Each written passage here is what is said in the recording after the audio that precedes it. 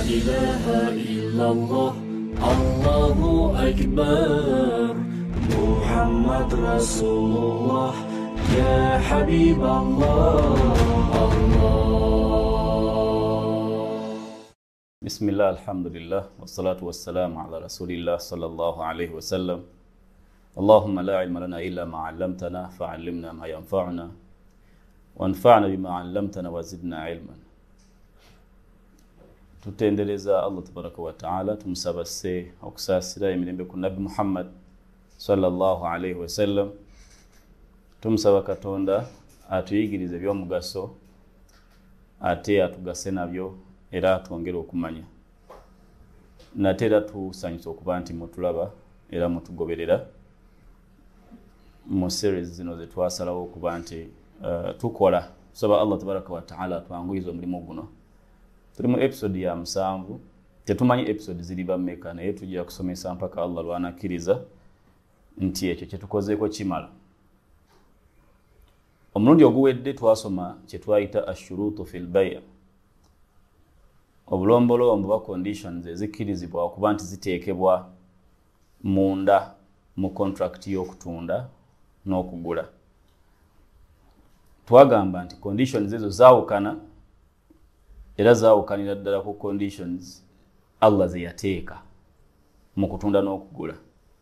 Zino ffe tuziteekamu era twalaba nti mulimu entuufu mulimu n'enkyamu. Abatana bakola episode eyo tubakubiriza okuba nti bagiraba episode 6 mwe twayogeredde ebigambo ebyo. Mweno episode tugenda ku topic eddako gye bayita al-buyu' al-muharrama. Okutunda n'okugula nga kuli haram. Oba kye waligambye kiki oba butya bw'omanya nti nno ky'ogula ba business mwoli ne transactions oli mu kukola zifuuka haram. Abamanyi batutegeeza okutwaliza ewamu era nga kye tujja okutambulirako mweno mu zino class zaffe oba mu series zino. Abamanyi batutegeeza nti kikulu nnyo okutegeera ekikyamu osobola okuba nti okyewala. Araftu sharra la li sharri, saamanya ekikyamu olw'okuba njagala kufuuka mukyamu era njiga obukyamu obukirimu nange mbugoberere. Wabula namanya nsobola okuba nti neewala litawaqih, nsobola okuba nti neewala obukyamu obukirimu. So kikulu nnyo nakyo kya mu busiraamu omuntu okumanya ku bikyamu n'obwa haramu obuli mu business, si kuba nti obukola wabula okuba nti osobola okutunda nga weewala obukyamu obuli mu business. Batuwa ensonga 3 abamanyi b'obusiraamu ebiseera ebisinga eziviirako okuba nti okutunda n'okugula by'olimu bifuuse haram. Ensonga esooka adh-dhulm, abalina pen n'olupapula mbakubiriza by the way okuba nti buli kiseera bulolaba episodes zino weetaaga oba nga olina pen n'olupapula obaako ne wonooti oba ku ssimu yo oba wa kubanga oluusi oyinza okwerabira. Ekisookera ddala ye dhulm, obulyazaamaanya, unfairness mu kutunda wonna w'oba oli kasitambamu tugenda kufuna examples ekyo. Ekyokubiri ye al-gharar al-fahish, excessive uncertainty oba obutamanya nga buyitiridde mu business mwoli.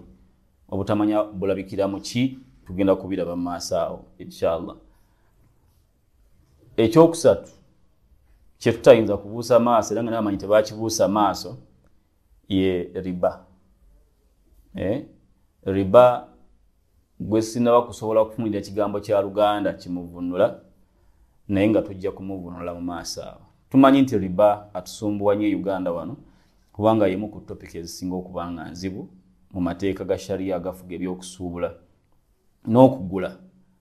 Kati tujja kulwawo ko mu maaso awo mu episode ezinajja nga twogera ku riba.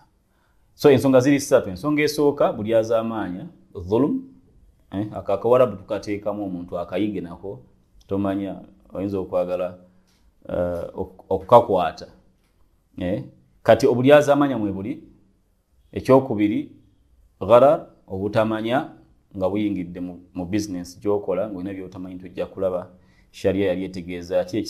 Ekyokusatu ye riba. So ensonga ezo ssatu mbadde nsaba zo muzikwate ze tugenda okulaba mu episode ezigenda okujja maaso awo eziviirako okubanga business ebiseera ebisinga obungi zifa era zifuuka haramu lwa nsonga ezo ssatu. Olwaleero mukkirize mweno episode oba oliawo ne episode eddako Allah bw'anaatusaase tukimaliriza mweno episode tujja kuba tufunye nnyo naye bwe kinaba kiganya tujja kubaako paati ze tuleeta. Tugenda kwogera ku bulyazaamaanya.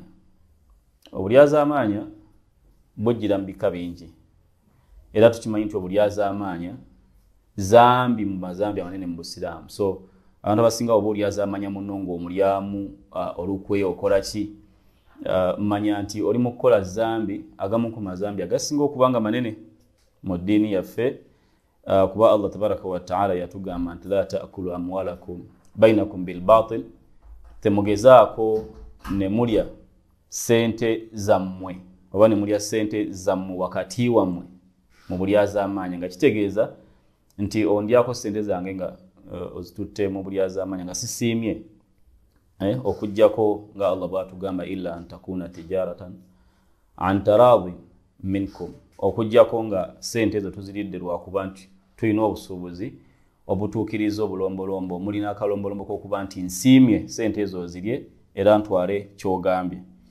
Kakati njagala tulabe ku bifaananyi by'obulyazaamaanya bijja kutuyamba nnyo moving forward, okutuyambako okutegeera eddiini bwe tugayidinga ku nsonga eyo.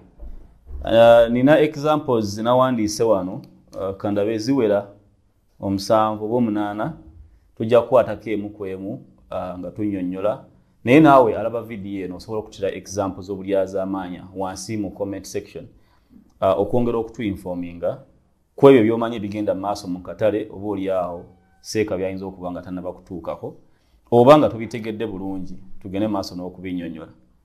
Njagala obakakasa nti tugoberera episode zino mba mulabye tugoberera comments ezo okwongera okutegeera kubanga twagala kusoma tutegeere ddala obusiraamu bwaffe. Example esooka obulyazaamaanya busobola okulabika mu kye bayita an-najash, kasita okutunda oba okugula kubaamu kye bayita najash. Najash kitegeeza rafu al-as'ari, omuntu okuba nti asitula emiwendo egy'ekintu kyagenda okugula, ntera nnyo okuba ekifaananyi kya kamera eno oba essimu kyagamba ositula omuwendo gw'ebyo ebiri mu kutundibwa naye nga gwe tolina niyo ekola ki ebigula. Osobola okuba nga wakkaanyiza n'oli atunda nti ngenda kuba muguza gwe ojja kujja weefuule nti kyembadde ngenda okumuguza ku mutwalo gumu gwe okifuule kya mitwalo 2 kya mitwalo 5. Kati ebyo bikolebwa bannayuganda ne mu nsi ezisigadde naye buba bulyazaamaanya. Atagenda kugula takkirizibwa kujja n'atandika okuzanyira kwona agenda okugula, basobole okuba nti baseera munnaabwe esente oba oliawo ekintu nga kyali badde tekigula sente ezo. Kakati ogwo omuwendo gw'opazizza singa sente ezo zitwala ziba za haram, tezikkirizibwa mu Busiraamu. Allah yatugamba nti wala tanajashu, temweryazaamaanyanga nga mukola ekikolwa ekifaananako bwe kityo. Kansubire ekyo kitegerekese. Tuyina ensonga wano eyinza okutusumbuwamukko naye nayo katujogerereko ddala. Fundraising eyinza okufaananamu bweti. Mukimanyi nti abantu balina ekizimbe kye baagala okusondera, for example ssomero baagala kusonda kintu kyonna kuyamba bamulekwa, batera okuteekawo akantu nga katonotono bwe kati ne batandika okukompiitinga okukagula. Fundraising tekuba kutunda mu makulu gaakwo nga kuba kuwaayo saddaaka naye nga tutaddewo embeera esobola okuba nti emotivating abantu okuba nti bagenda mu gundi eyo. Kyova olaba nti tekiyingira mu najash. Era awo toyinza kugamba nti baatusedde oba gundi yasitudde omuwendo tuseera abantu kubanga omulamwa gwe tunoonyaamu mu ekyo gwakuba nti tugasa era tutuusahi. Era kyova olaba fundraising ali haram ku bintu nga bikyamu. Tokkirizibwa kugamba nti nno tukole fundraising tuzzeewo kirabu eyakutta omuliro. Tetugamba nti mugende mukume ku club z'abantu omuliro muyinza okututegeera obukyamu. Naye bw'ebanga eyidde oba amataba ne gagitwala toyinza gaba n'abasiraamu mugendera omwo tusobole okuzzaawo bwe tubadde tuzinira amazina buli kiro. Ffe tugamba ekyo tekikkirizibwa. Of course waliwo kye bayita auctioning, abamanyi bidding process. Company esobola oba ekitongole kiyinza okulanga ebintu, amamotoka gaakyo, tractor zaakyo, byonna nekiranga nti abantu bajje basubmitinge ebiwandiiko byabwe n'okulaga nti bali interested mu kuba nti babako bye bagula batadde ku katale. Kakati ebintu ebyo bwe bijja mu registeringa ne babawa date gye mugenda okuba nti mujja mugule, era ojja kusangawo abantu ng'onagamba ngula zino.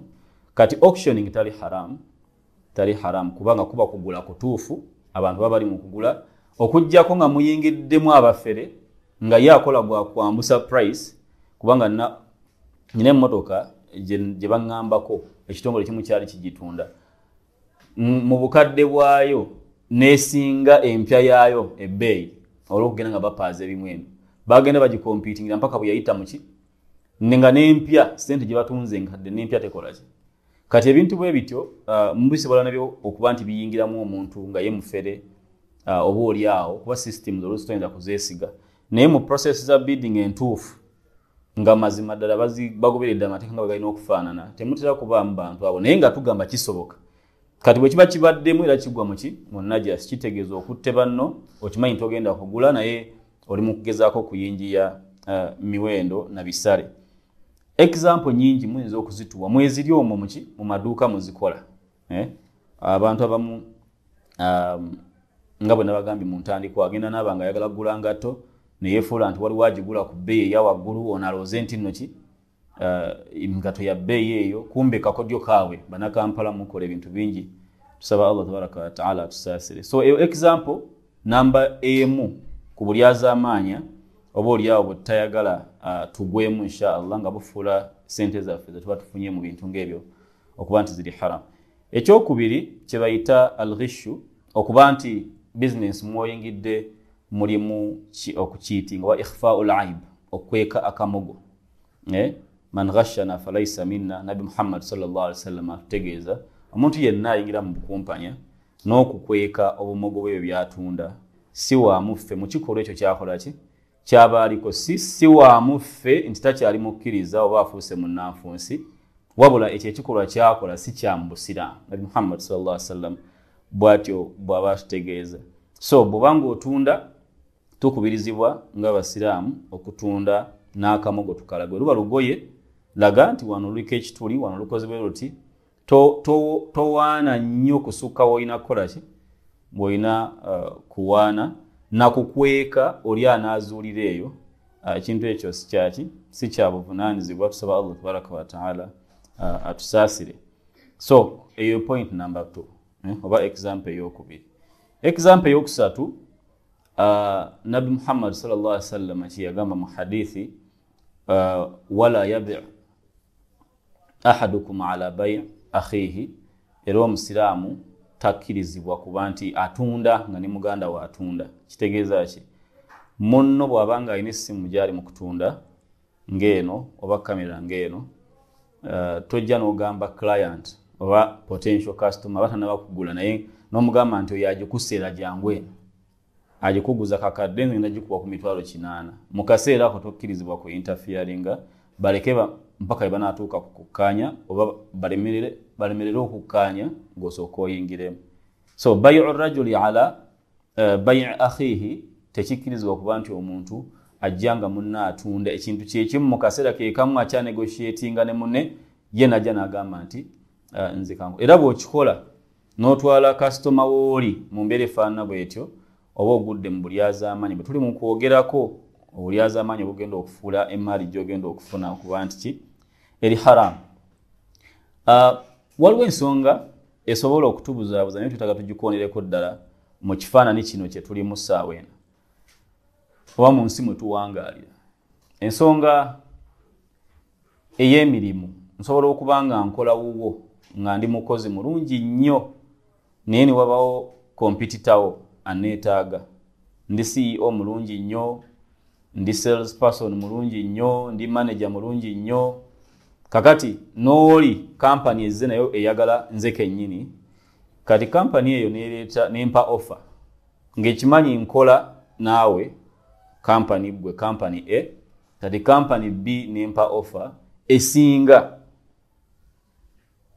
bwe ziba sente ne privileges ezisinga gwe byompa ekyo nakyo tekikkirizibwa kiyingiramu obulyazamaanya naddala ng'ompa offer nsobole okusazaamu contract kubanga twayogera gundi eyasooka nti almuslimuuna ala shurutihim abasiraamu bwe baba bawaddeyo ekigambo kyabwe ne bagamba nti nno nze ngenda kukola bwe nti ne musayininga contract twagamba sell contract egwa mu contract ze bayita al-uqud al-lazima contract mu sharia nga zo tokkirizibwa kuzisazaamu nga ggwe okujjako nga mwembi mukaanyiza kati tekiri it is not up to you bw'oyingira mu contract nga zino okugamba nti kansazeemu okujjako ng'oli agent because contract ya agency oba wakala eyo yondala naye zino ez'okutunda n'okugula nenzijira nga ngenda kukolera ompangisiza kubanga obupangisa nga bwe tujja okukiraba mu maaso eyo kyebayita ijara nayo contract eri lazim era mba nkuguza by the way obupangisa kugula naye oba toguze ekizimbe for example oba tonguze nze gwohayarinze naye oba oguze emigaso gyange for that period of time bwe tubanga contract ya myaka 3 oba oguze emigaso gyange mu myaka egyo 3 kati sikkirizibwa kusazaamu olw'okuba nfunye contract oba offer esingakaawo okujjako nga nze naawe tukkaanyiza however singa ekisuubizo kibeera nti bw'ovaawo nga contract eweddeko ffe tukuwadde offer gyange otwegatteko ekyo kirala kitegeeza nti wadde offer ngifunye okuva mu company B eyagala okuntwala naye nzikaanyiza nabo nti kamala okuweereza mukama wange kati naawe n'ovunaanyizibwa kati okuba nti otuukiriza obuvunaanyizibwa bw'olina okutuukiriza wabula tokola nga muntu alina gy'alaga kuba na Uganda tulinamu omuzoogo ogw'oggayaala olw'okuba tufunye gye tulaga kati bino tumala gakola ki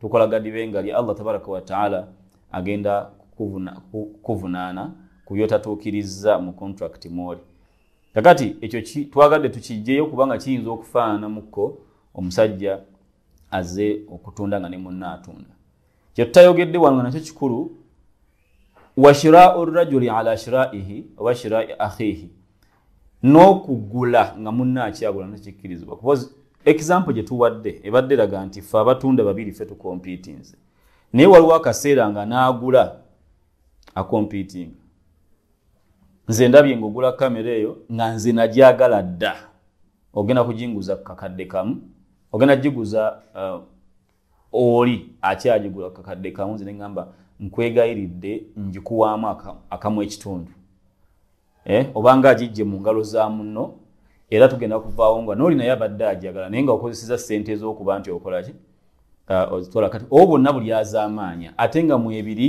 mu basuubuzi babitugamba mu ngeri ez'enjawulo kati twogedde ku ssimu na ku kintu kya bulijjo naye njagala okutegeeza nti bingi nnyo ebisobola okukola ki ebisobola okugwawo ne mu contract ennene contract ennene oli ayinza okuba ng'alina byagenda okusima nga nze gwe yawadde contract egenda okubisima tukyanegotiate ng'olina akiyingiramu n'agamba ssebo nkimanyi gundi gw'ogenda okubiwa abadde akoledde offer weeti agenda kuwanga obukadde 100 omwezi ngenda kukuwa obukadde 2 nze gwe oba ogikola ki ebintu ebyo tebikkirizibwa kubanga si bya buvunaanyizibwa okusinziira ku nteekateeka n'ensomesa y'obusiraamu ezo ensonga noza zitegerekese bulungi ensonga gye tugenda okuba nti twogerako wano era endala nga naye nkulu nnyo okuba nti tugigoberera y'ensonga ya adverts ne discounts omanyi omuntu akkirizibwa okuba olayinza okusanga ku supermarket tulina supermarket wano ne supermarket endala eri wali eno supermarket negaba discounts oba buli azaamaanya kubanga munno bambi ali wali atunda ate gwe ebintu obisaza omulundi gumu obusiraamu tebugamba nti kati ekifuuse haramu olw'okuba munno asaze era oli kyaba akoze mu mbeera efaananako bwetyo kiba kirabo okuva ye gyali okudda eri bakasitoma aba basazewo okuba nti bamugulako so imaani tekwata mwana Adamu gyatuddeyo n'agamba eyo supermarket egudde mu haramu kubanga esaze sabbuuni ate nga nze ki enzibyeho ba customer bange bonna okusaddaka kukkirizibwa. So ensonga eyokusatu mu lwaki ebintu bifuuka haram bye tukola ne tujjamu haram money. Ensonga eyokuna gye tugenda okuba nti oba oli awo tukomako mu episode eno olw'obukulu bwayo y'ensonga gye bayita al-ihtikar. Ihtikar mu luzungu kye batera okuyita hoarding, bamu bageza nnyo ku ekigambo monopoly. Naye nga ihtikar kitegeeza an yahbisa sila, ye muntu okuba nti atereka commodity oba ekyamaguzi abantu mu kaseera ke basinga okukyetaagiramu kisobole okuba nti kirinnya ebbeeyi. Tukategedde? So kagambo bihaja mu kaseera nga abantu beetaaga ekyamaguzi ekyo, omuceere bagwagala, sukaali bamwagala, n'omanya nti bamwagala then n'omujja mu katale ng'okozesa ekkubo lyonna ly'osazeewo okukola. Oyinza okuba nti omubbi, ate bw'omubba kiba kibi nnyo, mazambi gaba gali mu kwekuŋŋaanya awo, naye nga ebiseera ebisinga oyinza okuba nga tomubbye naye ng'omuguzi, ng'omuterese omubeeko ne monopoly eyo nti gwe wekka, naye nga kyonoonyamu kiro ya sukaali ebadde ku 3,000 efuuke ya 1,000. Ekyo nakyo kiri haram. Nabbi Muhammad sallallahu alaihi wasallam yatugamba mu hadith, la yahtakiru illa khati. Omuntu takola kikolwa ekyo ekyokutereka ku bantu bye baagala ssente zinnye, eba emiwendo girinnye, okuggyako nga mwonoonyi era muntu mubi akoze ezambi ddene nnyo. So tekikkirizibwa. Era mwene embeera newankubadde nga bwe tugenda okulaba mu episode eddako inshallah nga tumalayo oba nga tumaliriza ensonga zino, tekikkirizibwa muntu yenna kukaka muntu yenna kutunda ku muwendo, kye bayita pricing. Obusiraamu tebwajja ne bugamba nti kyateekwa tundira kuno, era tewali gwe bawa buyinza obwo bukaka bantu kutunda byabwe ku miwendo gye babakase. Wabula ono ye abikwese, obusiraamu bukkiriza omukulembeze yenna abaaliwo, omusiraamu si musiraamu, ng'alina obuyinza obwo okuba nti amukaka atunde sukaali gwe yakwese ku bantu lwampaka, ate n'emiwendo ayinza ogigereka okuba nti alina okuprotectinga abaanadamu mu ggwanga eryo. Kubanga bwe tutakikola ne tubaleka obugagga tebuggwayo, ate mumanyi ssente zisika, omutima tetowummula, buli ssente owulira ng'oyagala kukola ki? Kwongerako. Kakati waliwo ensonga wano.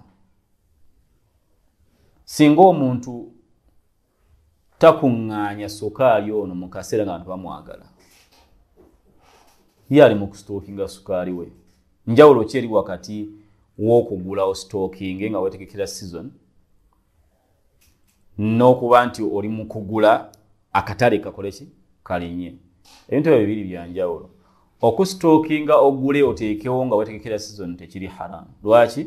Kubanga ne mu kaseera w'okikolera tewali ali mu kufa njala nti omuceere gubuze, tewali like abantu bali mu mbeera zaabwe. Kakiringa Ramadhaani wuyajja ojja kusanga abantu abamu nga ali muki? Ali mu kusitookinga bintu bye, sukaali we, buwunga bwe, ayinza okujjuza sitowa nnyingi nnyo, ttani ne ttani, naye tewali katale kakoze eki? Wabula yeetegekera Ramadhaani, amanyi nti mu Ramadhaani mu kisiiyo abasiraamu bagula obuwunga, bakola ki? Ekyo tekirina bwa haramu bwakyo, kubanga tolina gwokola ki? Gwolumizza, era teyeetaga kyamaguzi ekyo nnyo nti ikonomi yonna oba n'obulamu bw'abantu bugenda kukola ki?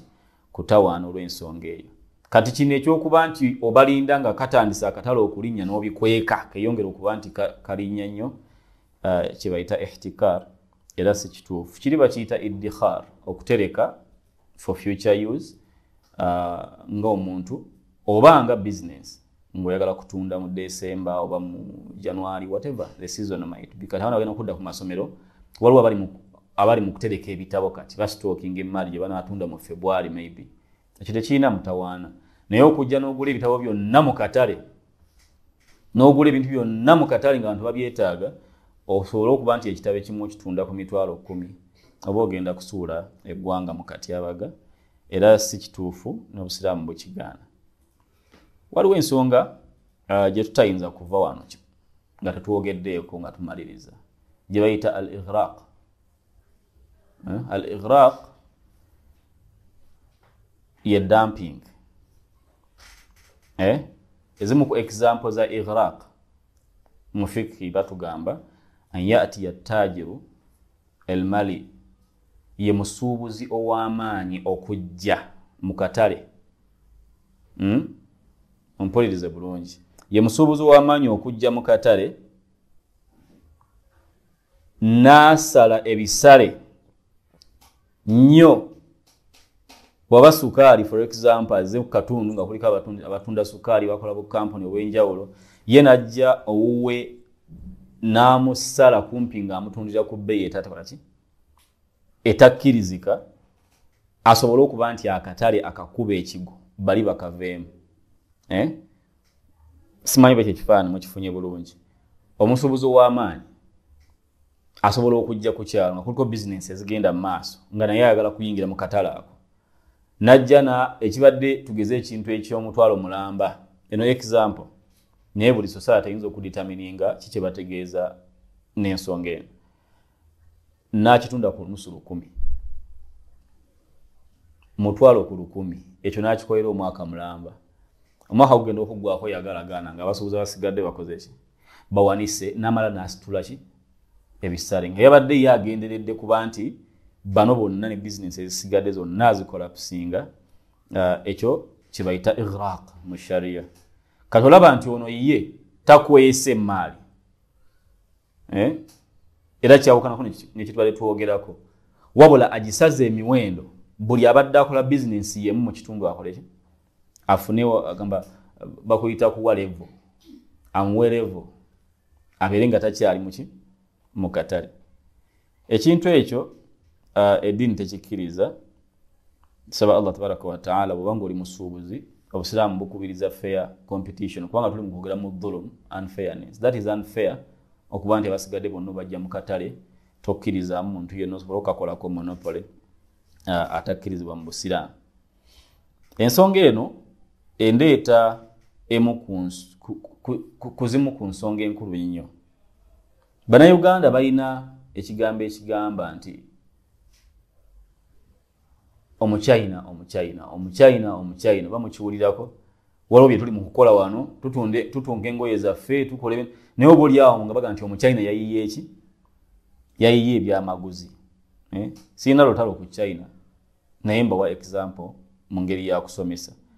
Kwegamba okuba nti waliwo abasuubuzi abali mu katale kawa, local manufacturers abakola n'amakolero ga wano mu Uganda okugeza, then tuba tuli awo nga kyennyini kye gakola abasuubuzi b'e China bakireese kikole ki mu Uganda mu katale. Ekyo nakyo kintu kikulu nnyo, era kyova olaba bw'oba weetegereza General Agreement on Tariffs and Trade oba GATT, contract oba agreement eyayimirirako World Trade Organization, nasanze nga mu article 6 of that agreement mulimu akantu ako nga boogerako anti-dumping measures. Tukoze tutya okuba nti amawanga ge tukkaanyiza nti tukolagane bulungi mu by'obusuubuzi amanene oba amalala tegaleeta byamaguzi bigenda kusuula ate katale kaki kaabo abali mu kukola business ewaka, ne bateekako ebigambo awo bingi. Of course kizibu nnyo okuprovinga mu mateeka g'ensi yonna nti dumping agenze mu maaso, naye bateekawo conditions entonotono butya bw'omanya nti nno ekyo kituuseewo okusobola okuba nti deployinga anti-dumping measures ezaateekebwa mu agreement yeyo. Ekisookera ddala olina okuba nga gwakiyingiddemu, like gwe ng'eggwanga eri protecting abasuubuzi b'ewaka okakasizza nti ekituufu dumping, olina obukakafu nti ekituufu ebyamaguzi byaleeteddwa ne bikubwa ki. Olina okakasa nti waliwo kye bayita ki material injury, nti akatale mu butuufu kakoseddwa olukosebwa. Then ekyokusatu kyekyokuba nti okakasa nti okukosebwa kwa katale ne bizinensi z'abantu ba local manufacturers zikoseddwa era zifudde lwakuba ebyamaguzi byavudde ebweru.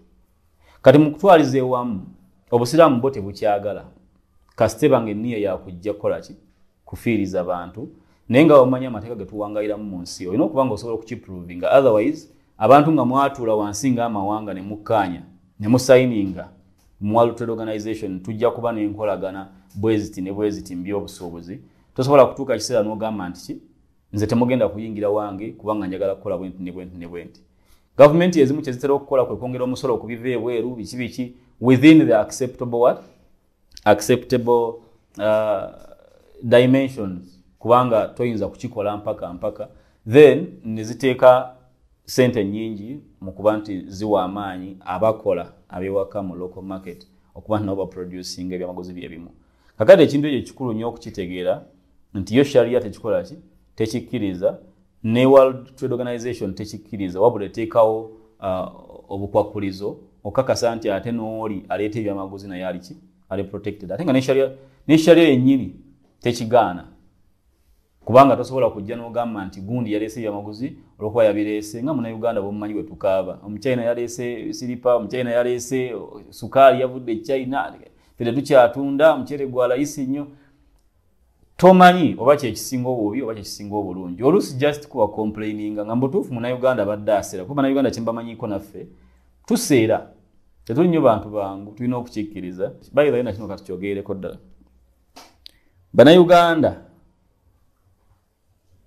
engeri gye tuyisaamu Bannayuganda bannaffe nga tubaguza oyinza okugamba tuli mu kuseera batali baki bannansi naye bw'otusanga tukaaba nti naffe batulyaza amaanyizza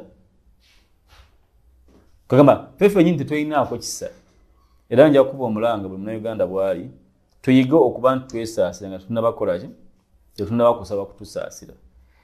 Saagala kusukkaawo newankubadde nga waliwo ensonga eziyinza okuba nti zaali badde zongerwako ku nsonga ezo wabula njagala oba oliawo inshaallah mu maaso awo tugende mu maaso n'okwogera ku point number 5 egye bayita pricing gye mbadde ndowooza nti tugikolere episode ey'enjawulo inshaallah era nga follow up episode egenda okutuyambako okutegeera zino point ezibulayo.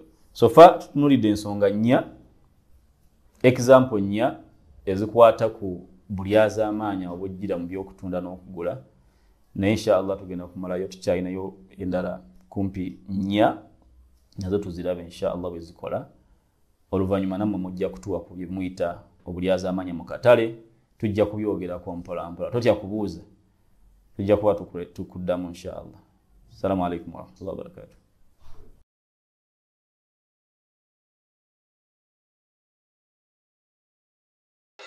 لا إله إلا الله الله أكبر محمد رسول الله يا حبيب الله